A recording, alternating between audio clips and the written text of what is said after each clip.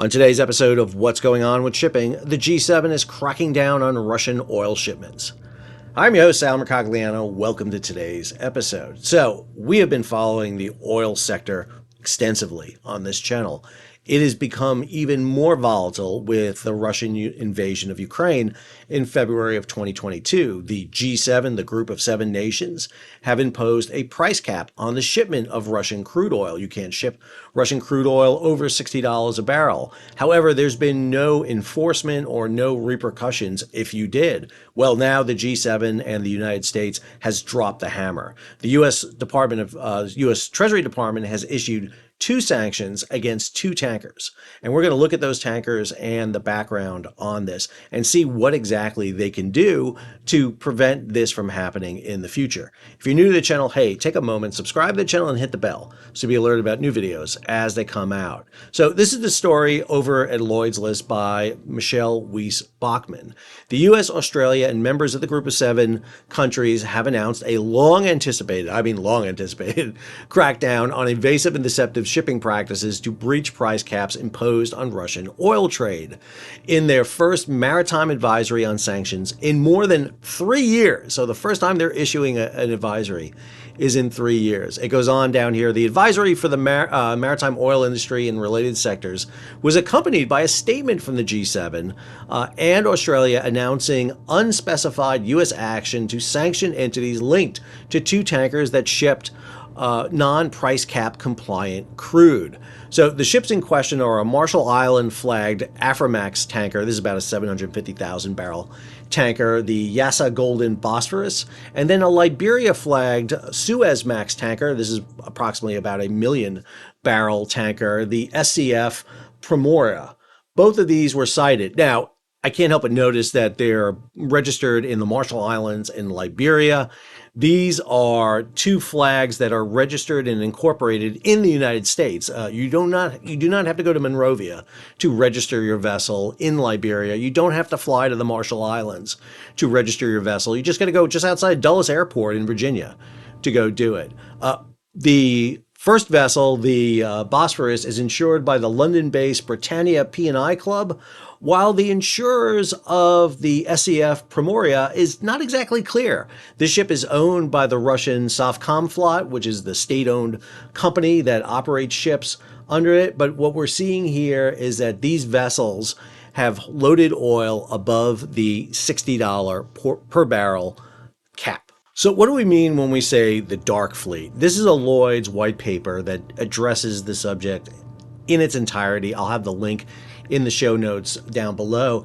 This is the Shifty Shades of Grey. So the dark fleet moniker evolved about 3 years ago, and this is after tankers were observed switching off their vessel tracking transponders. This is their AIS, their automated information system, to avoid detection and obfuscate the origin and destination of U.S. sanctioned oil they carried. Now, this has been going on long before this. We've seen this with Iranian oil tankers, with Venezuelan, but now we're seeing it with Russia. So according to Lloyd's and their determination for a dark fleet, their methodology is they identify a ship to be a member of the dark fleet if it's over 15 years of age, it's anonymously owned, or has a corporate structure designed to obfuscate beneficial ownership discovery. In other words, you're going through a series of dummy corporations and businesses to find it. It's solely deployed in sanctioned oil trade and engaged in one or more deceptive shipping practices outlined by the United States State Department guidance in May of 2020. So that's a good kind of determination there for what is a member of the dark fleet. So Lloyd's takes us through these different shades of gray of how they identify it. So if you look at the lightest of gray, this is a class of tankers that might be flagged with a high quality open register. So you're talking about the Liberias, the Marshall Islands, the Panamas. A beneficial ownership is unknown, and these vessels are solely deployed in the Russian oil trade. The P&I insurance, that's protection and indemnity insurance, is known. They know exactly who is it. And outside the international group of 12 clubs that cover 95% of the global tanker fleet. So there are these P&I clubs, basically insurance firms, that do almost all the insurance around the world. However, what the Dark Fleet is doing is going outside those 12. And then the vessel tracking shows these tankers engaged in what's called ship-to-ship transfers, STSs, in an area determined to be of high risk for sanctions, invasion, and circumvention. We're seeing that off the coast of Spain, we've seen it off the coast of Greece, and a new report has it taking place off the coast of Egypt. Then we see those that are identified as gray. These are tankers usually, but not always, flagged with regular open registries, including Panama, and in some cases remain entered with a P&I clubs that are members of the international group. There are irregularities in AIS. In other words, they are turning them off or they're using a spoof to put them in different places, accompanied by extended periods of time in international waters in areas known for ship-to-ship transfers of U.S. sanctioned Venezuelan, Iranian, or Russian oil.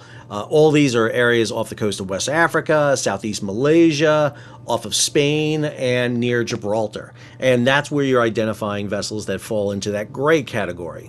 Dark gray, and again, you're raising the levels here of where the problems are. These are tankers that are flagged with high-risk open registries based on most recently published gray list and blacklist compiled by the Paris Memorandum of Understanding. So there's agreements in place under what I call port state control and port state authority that allow vessels to be inspected.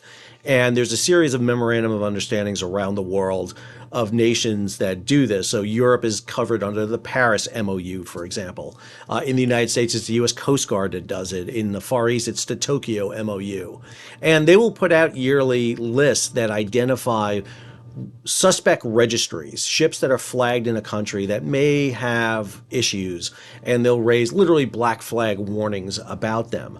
So this goes on. This indicates levels of technical and safety management oversight. Flags on the black and gray lists used by Dark Fleet ships include the international registries of Cameroon, Togo, Comoros, Tanzania, Belize, Sierra Leone, Cook Islands. Cook Islands is one of the big ones taking off. St. Kitts and Nevis, and Palau. Palau, another one that we're seeing it.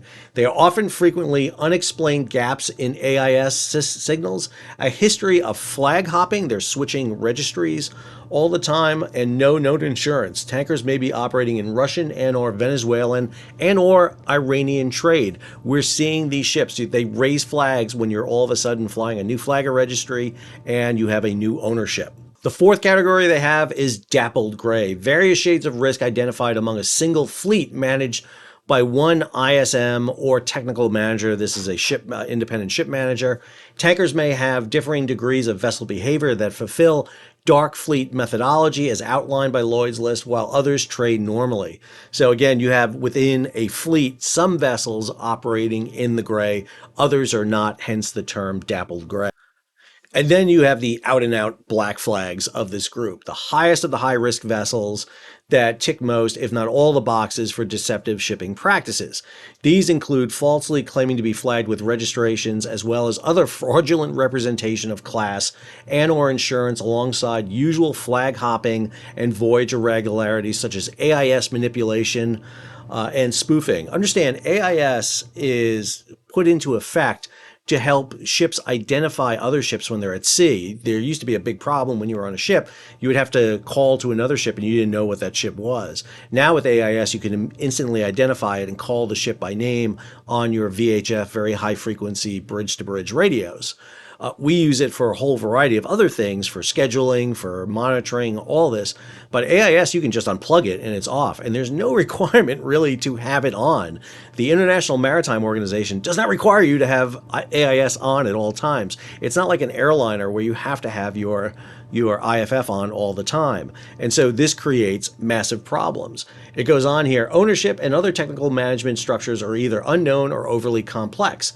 There is no known insurance. Tankers do not make any tracked port calls, taking on cargoes via ship-to-ship transfers in international waters, often with the AIS switched off. Did a story not too long ago about a tanker called the Pablo that blew up off the coast of Malaysia. That fits this category perfectly. It jumped flags. You couldn't really identify who the ownership was, who the insurance was, and the ship is still sitting there abandoned after this catastrophic explosion on board. So this is the statement by the G7 in Australia on the actions that are taken to enforce the price caps. So I'll let you read it yourself. I'll have it on the show notes so you can take a look at it. But basically, they're reiterating their statement on this. This is the recommendations that they put out, and I want to cover that. There's 7 recommendations that came out here. So recommendation number 1, require appropriately capitalized P&I insurance. So there are several firms that do P&I insurance, what are known as the international group clubs. Here you see them right here. These are the 12 big ones that are out there. North Standard, the Swedish club, UK P&I, Japan P&I club, Guard, Britannia P&I, which was mentioned a little while ago, London P&I club, West, Scold, Steamship Mutual, Ship Owners, and the American clubs. These represent about 95% of the insurance on vessels out there. However, just like people who have bad luck driving and they can't get regular insurance, there will always be some place you can get some sort of insurance from, and that's what we're seeing happen in the maritime environment. Recommendation number 2, receive classification from an International Association of Classification Societies member societies. So if you watched our videos on the Titan wreck, the submersible that imploded on the way down the Titanic, one of the things we talked about was that submersible was not classified. There was not an outside agency, kind of a third-party group that came in. You build a ship in a country, you register that ship in a country, you get insurance for that vessel, but then you want someone to ensure the vessel is meeting all the criteria it's supposed to meet. And that's where classification societies come in. And these are really the acknowledged ones. This is from the International Association of Classification Societies. These are the big ones. You got ABS, CCS, Class NNK, KR, DNV, Lloyd's, all the big ones are there. These are the groups that you would see, about 11 major classification societies. But you'll see some ships get classed outside this group, and kind of just like the P&I clubs that are mainstream, these are the mainstreams. And when you have a non-mainstream classification society and a non-mainstream P&I club, that gives you a lot of worries that the ships are operating in a not up to snuff way. Same thing if you're flying one of those flags that were mentioned earlier. Recommendation number 3, best practice use of AIS. Our buddies over at Tanker Trackers, one of the things that they do for business is track vessels, and they don't just rely on AIS. They use open source satellites and cameras to track tankers to make sure that if you're buying a load of oil, it's coming from the right place. You may think you're buying oil from a Nigerian shipper, but all of a sudden you find out, thanks to Tanker Trackers, that the vessel was actually involved in a ship-to-ship transfer off the coast of Spain, and it now is hauling Russian oil under a sanction to the United States. So really important. I don't know why we are not requiring AIS on all the time on vessels that could jeopardize their registry, their class, all that stuff. It should be made mandatory. Recommendation 4, monitor high-risk ship-to-ship transfers. These happen in certain places. We should be observing these, following these, and seeing what ships are involved in them and where they're going. 5, request associated shipping and ancillary costs. 6, undertake appropriate due diligence. And then finally, number 7, report ships that trigger concerns. And it is these recommendations that come out of what we're seeing as violations of the sanctions. And the 2 vessels in question are these: Yasef Golden Bosphorus, which is right now docked in Houston, Texas. This story over in G-Captain for Reuters kind of talks about it. An oil tanker the U.S. government imposed sanctions on for recently carrying Russian oil above the Western price cap is, at the time, proceeding to Baytown Refinery for unloading. Exxon, which is the charterer of this vessel, was not targeted by the sanctions last week, since the oil producer chartered the tanker months after it had carried the offloaded Russian oil, a price cap coalition official, after the U.S. imposed a sanction on the tanker. So they're looking at a load of oil that was actually previously carried on this tanker, not what's on it right now. Goes on here, the Biden administration last week placed sanctions on Turkey-based Ice Pearl Navigation, the owner of Yasa Golden Bosphorus, which the Treasury said carried Russian ESPO crude priced above $80 a barrel after the cap took effect in December of last year. So they're going back to find this situation. And then you have this vessel, the SCF Primor, So this vessel last pinged on marine traffic back on October 13th. It is heading from China up to Murmansk up here in northern Russia. It'll be crossing the Indian Ocean through the Red Sea, through the Suez Canal. It's a Suez Max vessel, so it can just get through the canal, sail through the Med, up along the western side of Europe all the way up to Murmansk, which is a very strange route, but that's what it's doing because it's going to load Russian oil. This is one of the reasons, by the way, the Russians have been pushing the opening of the Northern Sea route here through the Bering Sea and coming in, a much shorter route for them. You see them pushing vessels through this route quite extensively.